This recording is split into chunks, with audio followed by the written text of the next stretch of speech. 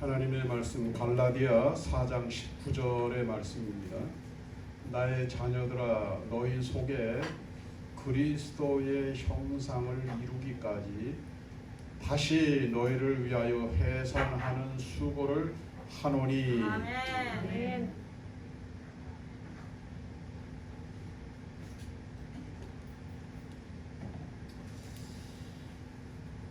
오늘은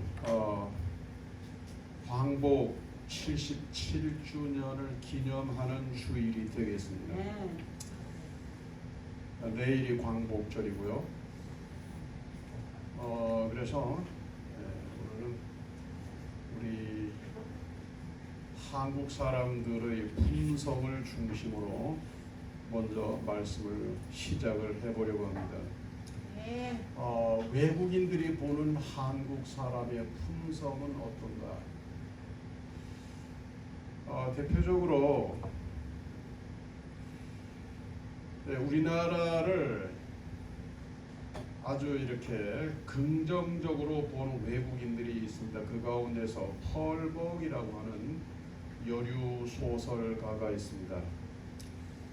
대지라고 하는 작품도 오래됐고 살아있는 갈대라고 하는 작품도 있습니다. 전부 다 우리나라에 대해서 긍정적으로 표현을 하고 있습니다. 그리고 아주 감동적인 소설이죠.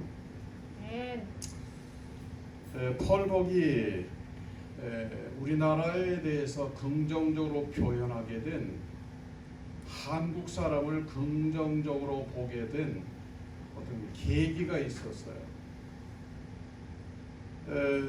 1960년 소설을 구상하기 위해서 우리나라를 찾아왔습니다. 늦가을에 군용 지프를 개조한 차를 타고 경주 쪽으로 달리고 있었습니다. 그때 들판에는 노랗게 곡식들이 익어가고 있었고 일부 추수가 되고 있었습니다. 경주 안강 부근을 지날 무렵에 볏가리를 가득 실은 달구지가 지나가고 있었어요. 그리고 그 옆에는 지게에 볏짐을 짊어진 농부의 모습을 보게 됩니다. 펄벅은 차에서 내려서 그 장면이 대단히 신기했어요. 그래서 카메라에 담습니다. 그리고 통역하는 사람에게 물었습니다. 저 농부는 왜 볏단을 지고 갑니까? 아니 달구지에 그냥 싣고 가면 되잖아요. 그랬더니 통역하는 사람이 이렇게 얘기를 해요. 소가 너무 힘들까봐 농부는 짐을 나누어 지고 가는 겁니다. 우리나라 상황에서는 이런 비슷한 상황을 우리는 자주 목격하게 돼요. 흔하게 목격할 수 있는 거예요. 그러나 미국인의 눈으로 볼 때는 아주 신기한 풍광이었던 거예요. 자기가 알고 있는 미국이라면 어땠을까? 농부가 지고 가고 있는 볏단뿐만 아니라 그 달구지 위에 농부뿐만 아니라 모든 식구들이 다 올라타고 가면서 노래를 부르면서 갈 거다 이 말이에요. 그게 미국 사람들의 상식에서 볼 수 있는 풍광이에요. 그래서 그 풍광을 보면서 이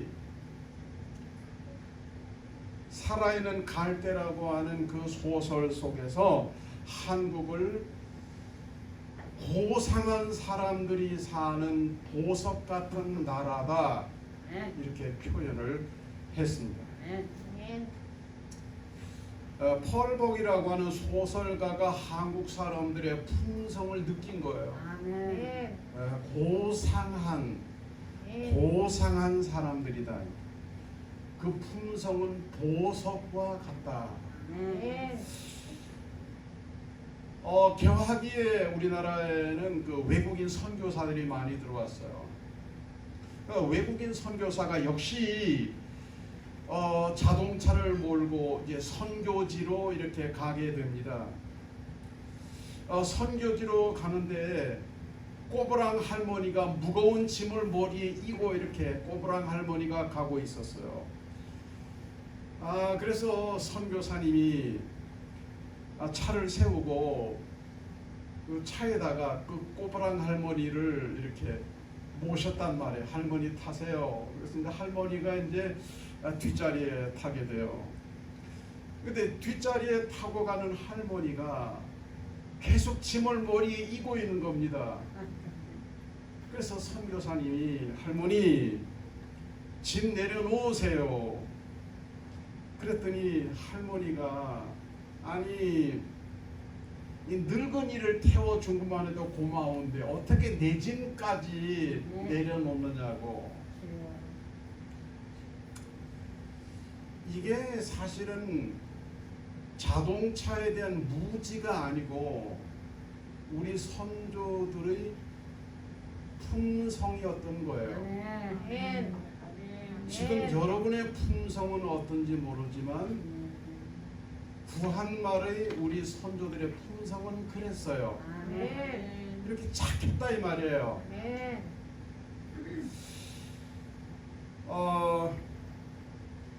임진왜란이 훨씬 그 이전 임진왜란이 일어났을 때입니다. 일본 사람들이 총을 가지고 우리나라를 쳐들어왔잖아요. 우리는 그때 신식 무기가 없을 때입니다. 활로 맞서고 창으로 맞서던 때 한국 조선 군대는. 근데 일본 군대는 총을 들고 왔어요. 땅땅 총을 쏘고서 벌써 부산에서부터 막 밀고 올라갑니다. 그때 그 일본 장수 가운데서 사가야라고 하는 장수가 있었어요. 사가야 휘하에 부하들이 500명입니다. 그 당시에 500명이 부하면 오늘날의 군대 조직하고는 다른 개념이에요. 그 당시에 500명의 조총을 든 군대면 조선 군대를 다 무찌를 만한 그런 대단한 군사력이란 말이에요. 막 총소리가 나니까 피난을 갑니다. 그때도 막 피난을 가는데 말이에요. 젊은 농부가 늙은 어머니를 등에 지고 그리고 그 힘들게 막 고갯길을 막 넘어가고 있는 거예요. 총소리가 나니까 요즘 같으면 늙은 엄마 내버리고 도망갈 젊은 애들 셌거든요. 그 늙은 엄마 등에 지고 가다 보면 엄마도 죽고 자기도 죽을 수도 있어요. 근데 그 모습을 보는 순간에 그 전쟁을 하고 있는 그 군인의 그 마음인데 지금 이 한국 사람들의 그 효심이 그의 심장을 강하게 치는 거예요. 그래서 이렇게 착하고 선한 나라를 어찌 짓밟을 수 있다는 말인가? 이런 착한 백성을 죽이는 전쟁은 불의한 전쟁이다. 순간 그런 결론을 내리게 돼요. 그리고 그 사가야가 어떻게 해요? 그 휘하에는 500명 부하와 함께 조선군에 투항을 합니다. 항복을 한단 말이에요. 이거는 굉장한 거예요. 굉장한 거예요. 침략군이 이를 이유로 해서 힘없는 나라에 집단 투항하는 이런 일은 세계 전쟁사에서도 찾아볼 수 없는 일이에요. 그리고 이제 사가야는 뭡니까? 사가야는 자신의 동료였던 왜군들을 향해서 총을 쏩니다. 이제. 조선을 점령하는 점령군이 아니라 점령하려고 하는 왜군들을 막아내는 조선 군대가 된 거예요. 그래서 선조 임금은 이 사가야에게 성씨를 하사합니다. 물론 벼슬을 내렸어요. 정이품까지 내렸습니다. 대단한 거예요. 그리고 성씨를 내렸는데 김의 김씨예요. 김의 김씨는 최고거든요. 그때 왕손. 그런데 일단은 기존 김의 김씨가 있으니 사성 김의 김씨를 내려요. 이름까지 내려요. 김충선. 예. 펄복이나 구한말의 선교사들이나 또는 일본 장수 사가야가 한국 사람들의 뭐를 보고 감동을 받은 거예요? 행동? 그러나 그러한 행동을 하기 전에 한국 사람들의 선한 뭐를 봤어요? 품성을 보았던 거예요. 이건 사가야 김충선의 묘지죠. 한국 사람들은 품성이 참 좋구나. 오늘 그 광복 77주년이기도 하고요. 그래서 한국 사람에 대한 부분도 한번 생각을 해보면서 오늘 회복의 걸음 26번째 주제를 품성으로 정하였습니다.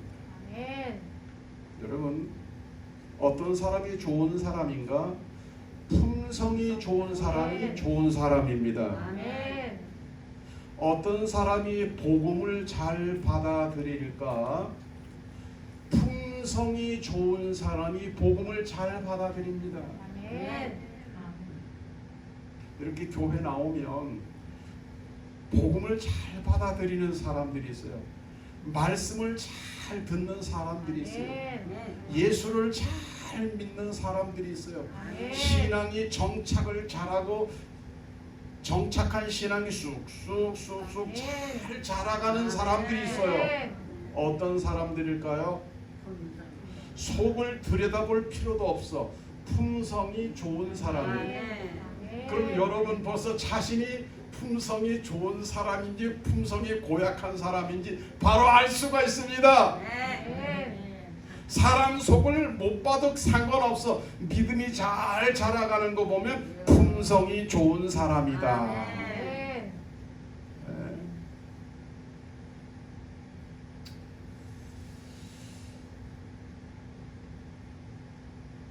언어가 까칠한 사람들이 있죠. 그래서 주변 사람들에게 상처 잘 주는 사람들이 있어요. 어떤 상황에서 불통을 조장하는 사람들이 있어요. 남의 허물을 잘 지적하는 사람들이 있어요. 그래서 대인관계 속에서 분쟁을 잘 일으키는 사람들이 있습니다. 예의 없는 행동으로 사람들에게 불쾌감을 주는 사람들이 있습니다. 어떤 경우일까요? 그 사람의 말이나 행동 이전에 그 사람의 품성의 문제다. 어떤 상황의 문제가 아니라 품성의 문제다. 이렇게 볼 수가 있습니다. 행동은 눈에 드러나지만 그러나 품성은 눈에 보이지 않아요. 눈에 보이지 않는 품성이 눈에 보이는 행동으로 나타나는 거예요. 자, 품성이 왜 이래 중요할까요?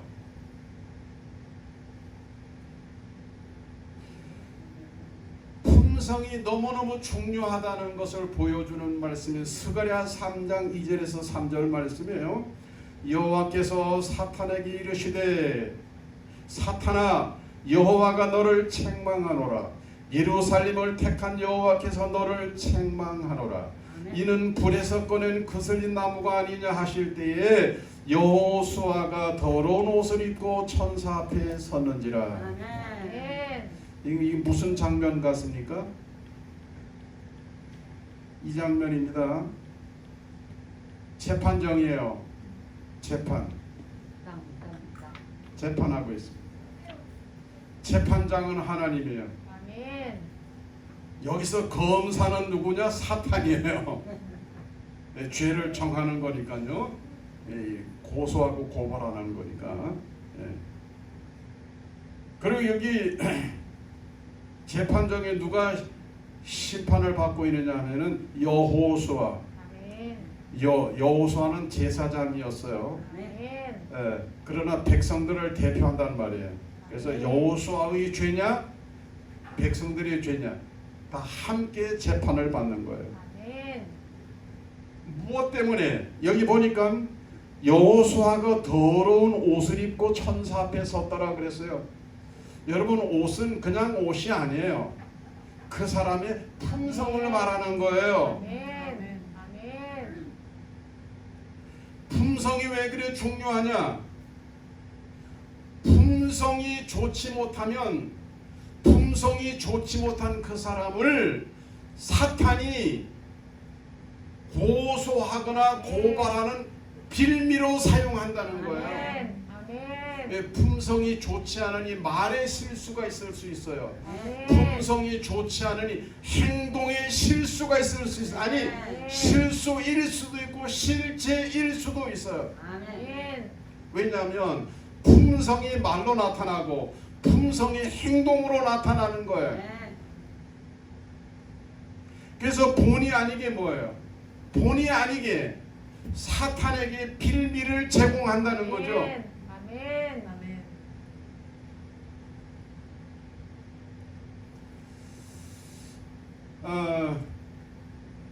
사탄이 여호수아를 고발하지 않습니까? 여호와여 보십시오. 이 더러운 옷을 입은 이 사람이 당신의 종입니다. 당신의 백성입니다. 이런 사람을 통해서 일하시겠다고요? 제사장이 이러니 백성들은 볼 필요도 없습니다. 뭐 그러면서 고소하는 거예요. 근데 여호수아가 입이 있어도 할 말이 없어요. 사실이니까요. 품성이 이렇게 중요한 거예요. 나의 내면의 품성이 이렇게 중요한 거예요. 품성이 좋지 않으면 사탄에게 빌미를 준다 이 말이에요.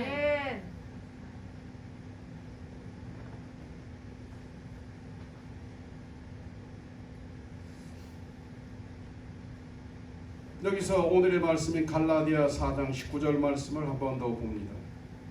오늘 말씀은 어떤 말씀이냐? 그리스도인의 품성에 대한 말씀이에요.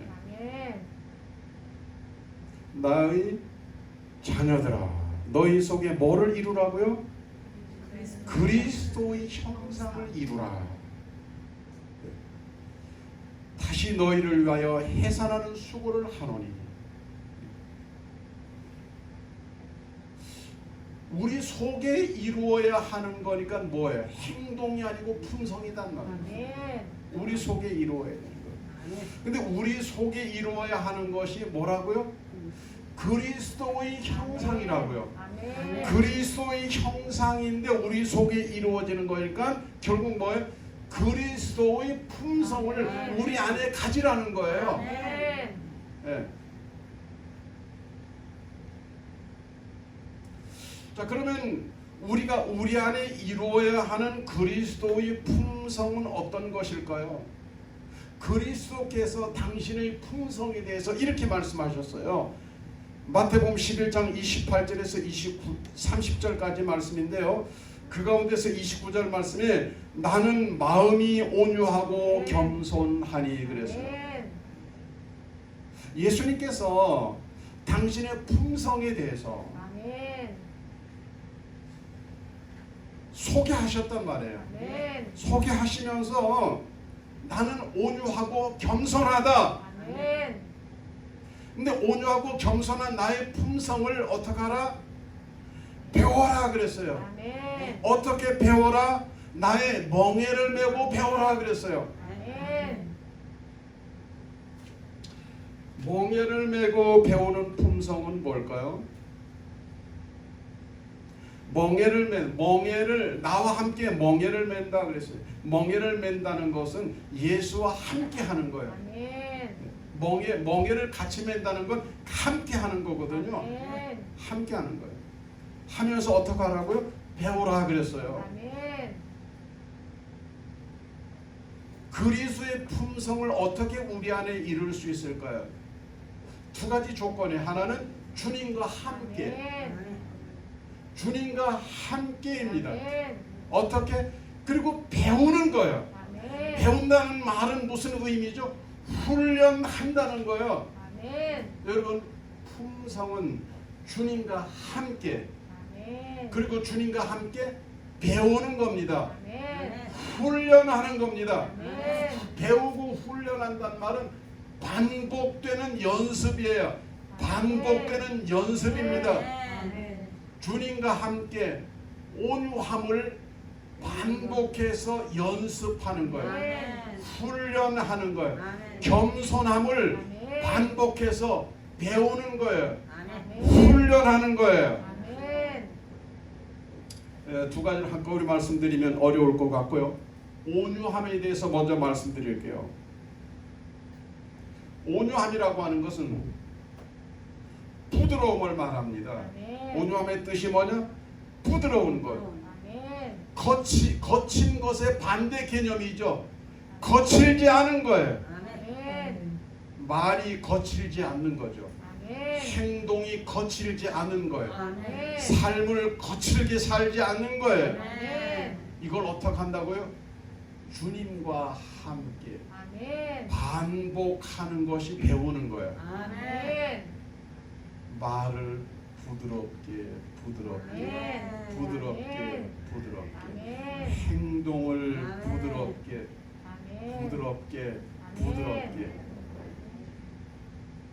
반복하는 것이 훈련하는 겁니다.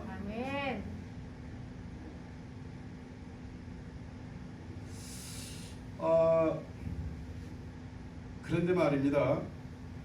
그럼 그렇게 하면 뭐 떡이 나오나요? 밥이 나오나요? 산상수훈 말씀에 보니까요, 이렇게 말씀하셨어요.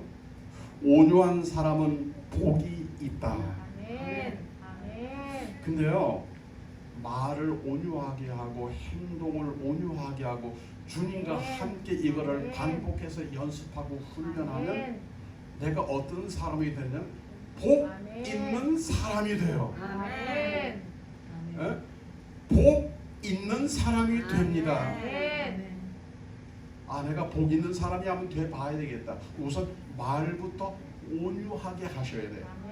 행동을 온유하게 하셔야 돼요. 예수님이 팔복 가운데서 주님이 온유한 자는 복이 있다 이렇게 말씀하셨어요. 근데 이게 팔복이 서로 쌍을 이룹니다. 온유함과 쌍을 이루는 팔복의 말씀이 뭐냐면 평화에 화평케 하는 자는 복이 있나니, 말을 부드럽게 하면, 행동을 부드럽게 하면 생활 속에 평화가 있습니다. 여러분, 집안에서 말을 온유하게 해보세요. 다툴 일이 없습니다. 말을 막 해보세요. 거칠게 해보세요. 왜 말 그따구로 하냐? 말 그렇게밖에 못하냐? 이러면 다 부딪히는 거예요.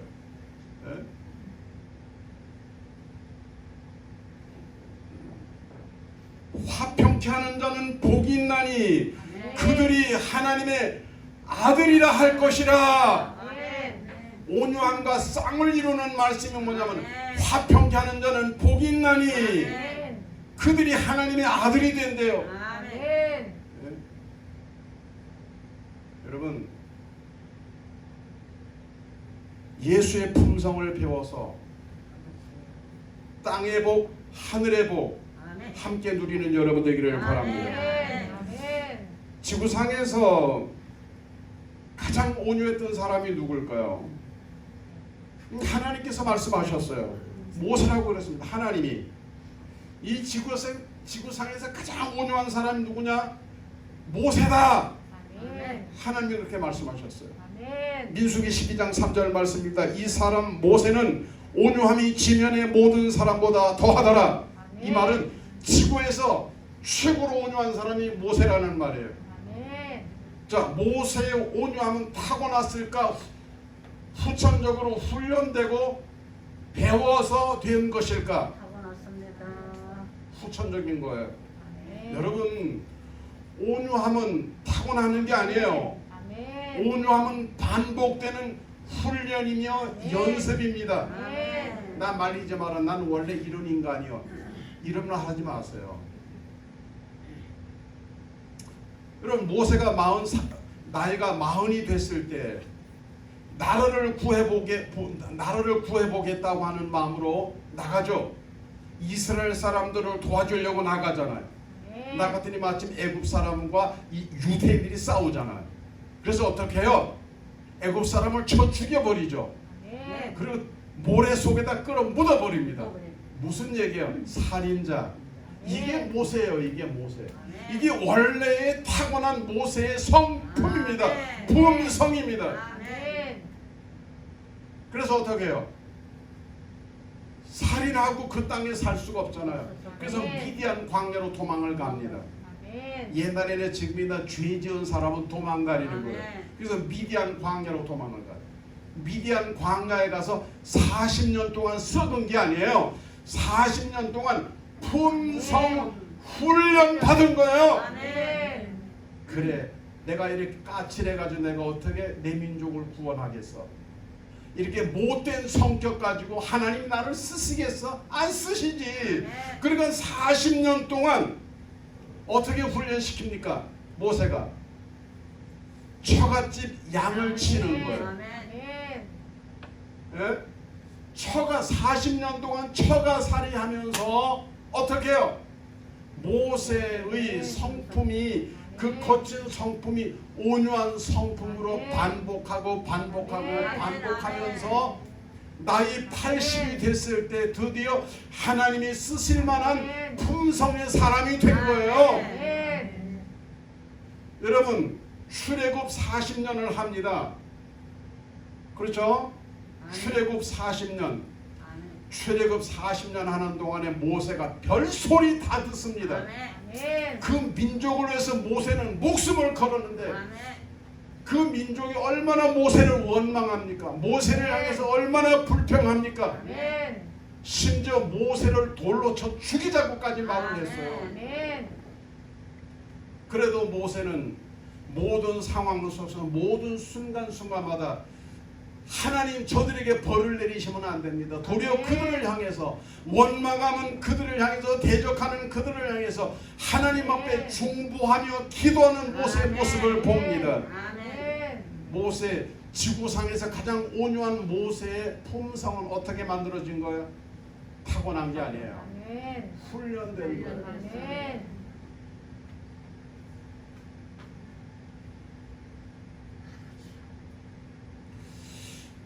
예수님께서 나는 온유하다 이렇게 말씀하시고 두 번째로 나는 겸손하다라고 말씀하셨어요. 교만과 겸손, 겸손과 교만도 주님과 함께 반복적으로 연습하면서 훈련하는 거예요.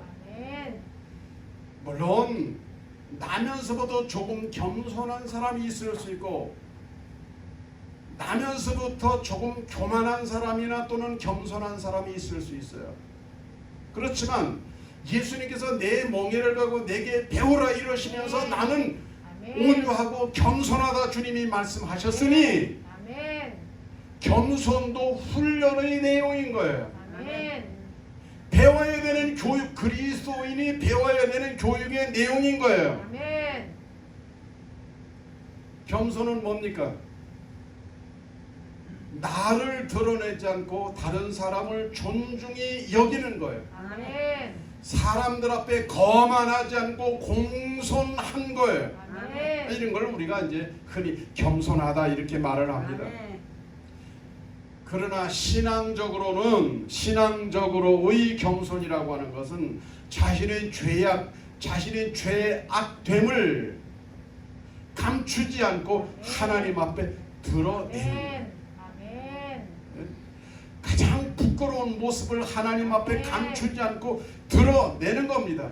자신을 신뢰하는 것이 아니라 하나님을 신뢰하는 태도, 이게 겸손한 신앙의 태도입니다.